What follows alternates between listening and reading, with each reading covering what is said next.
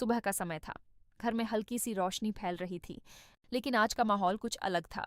सब कुछ सामान्य दिख रहा था, फिर भी हवा में एक अजीब सी बेचैनी थी, जैसे कुछ होने वाला हो, लेकिन कोई उसे समझ नहीं पा रहा था। प्रभात हमेशा की तरह जल्दी उठ गया था, लेकिन आज उसकी चाल में वो तेजी नहीं थी जो हर दिन होती थी।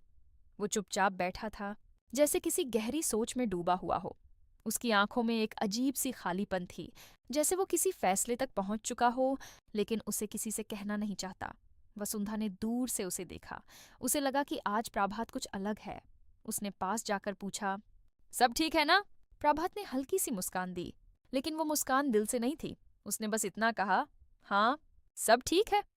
लेकिन उसकी आवाज में वो भरोसा नहीं था जो वसुंधा हमेशा महसूस करती थी।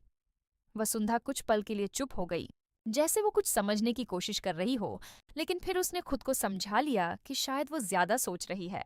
घर के बाकी लोग अपने अपने काम में लगे हुए थे। किसी को कोई अंदाजा नहीं था कि इस शांति के पीछे एक तूफान छिपा हुआ है।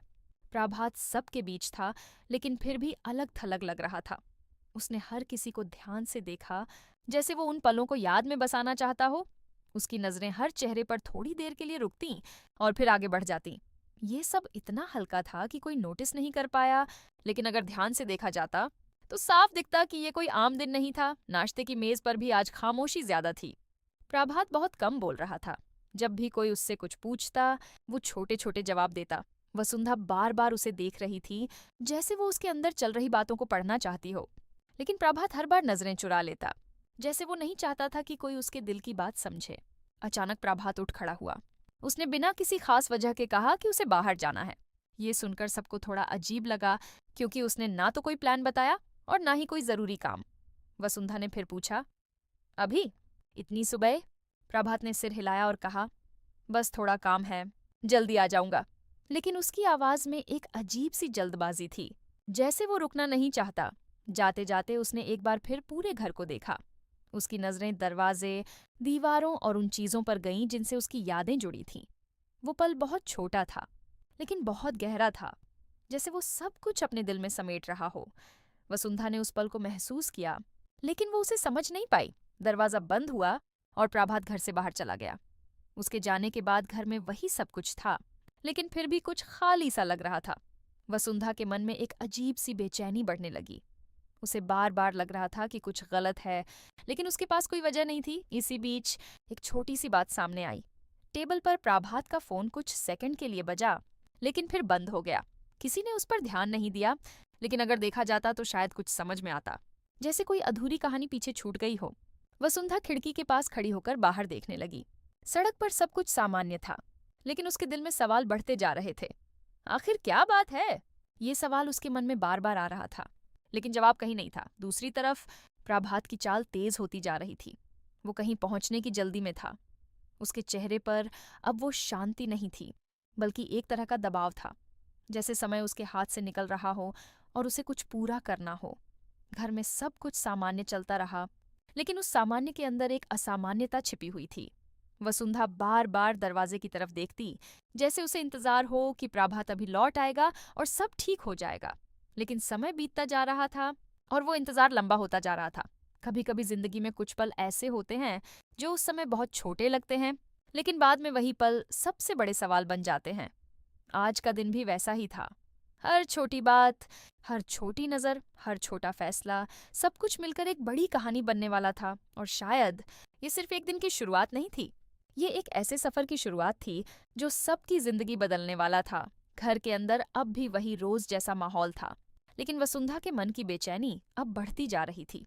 समय धीरे धीरे बीत रहा था और हर गुजरता मिनट उसे और असहज कर रहा था।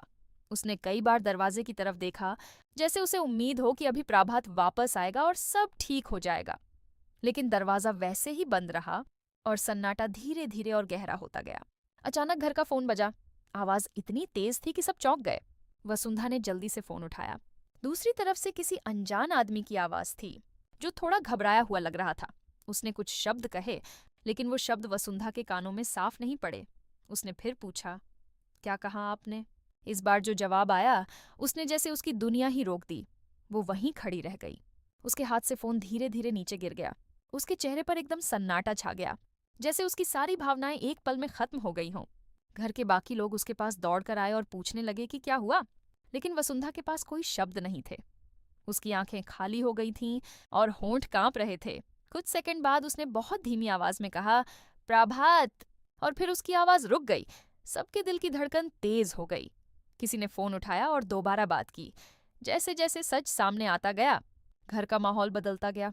पता चला कि प्रभात का एक्सीडेंट हो गया है और हालत बहुत गंभीर बताई जा रही है। ये सुनते ही हर किसी का चेहरा बदल गया। किसी को विश्वास नहीं हो रहा था कि जो इंसान कुछ देर पहले उनके सामने था, वो अचानक इस हालत में कैसे पहुंच गया। सवाल एक के बाद एक उठने लगे। वो वहां क्यों गया था? किससे मिलने जा रहा था? उसने किसी को बताया क्यों नहीं? वसुंधा अब भी वहीं खड़ी थी, लेकिन उसके अंदर जैसे सब कुछ टूट चुका था। उसने खुद को संभालने की कोशिश की, लेकिन उसके कदम लड़खड़ा गए। उसके मन में बार बार वही सुबह के पल घूम रहे थे। प्रभात का चुप रहना, उसकी अजीब सी नजरें, उसका जल्दी में घर से निकलना। अब हर छोटी बात एक संकेत लग रही थी, जिसे वो समझ नहीं पाई। घर में अफरा तफरी मच गई। कोई जल्दी से निकलने की तैयारी करने लगा, कोई बार बार फोन मिलाने लगा।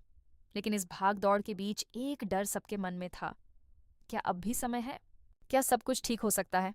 इसी बीच एक छोटी सी चीज ने सबका ध्यान खींचा। टेबल पर एक कागज पड़ा था, जो पहले किसी ने नहीं देखा था। वो प्रभात की लिखावट में था। किसी ने उसे उठाया और पढ़ना शुरू किया।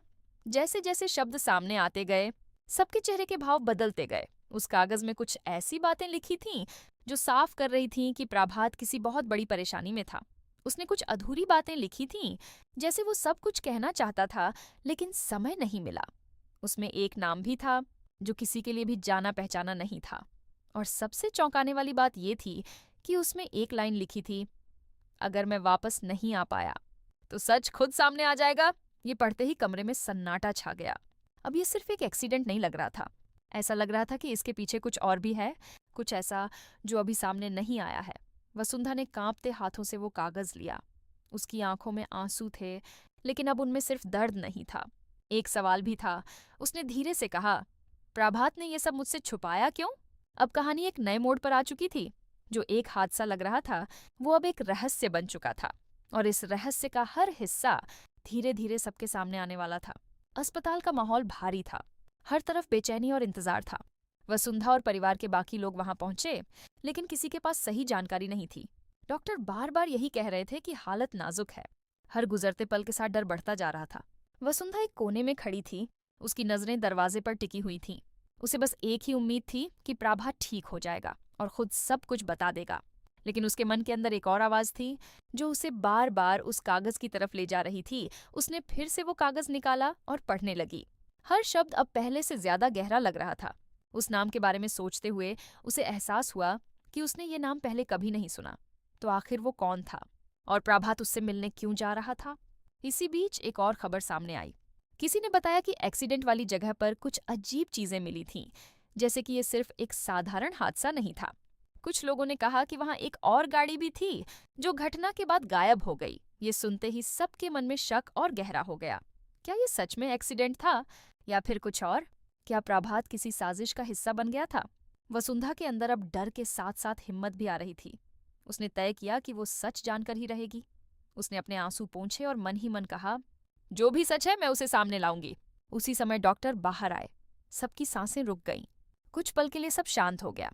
डॉक्टर ने धीमी आवाज में कुछ कहा, लेकिन वो शब्द सुनने से पहले ही वसुंधा का दिल तेज धड़कने लगा।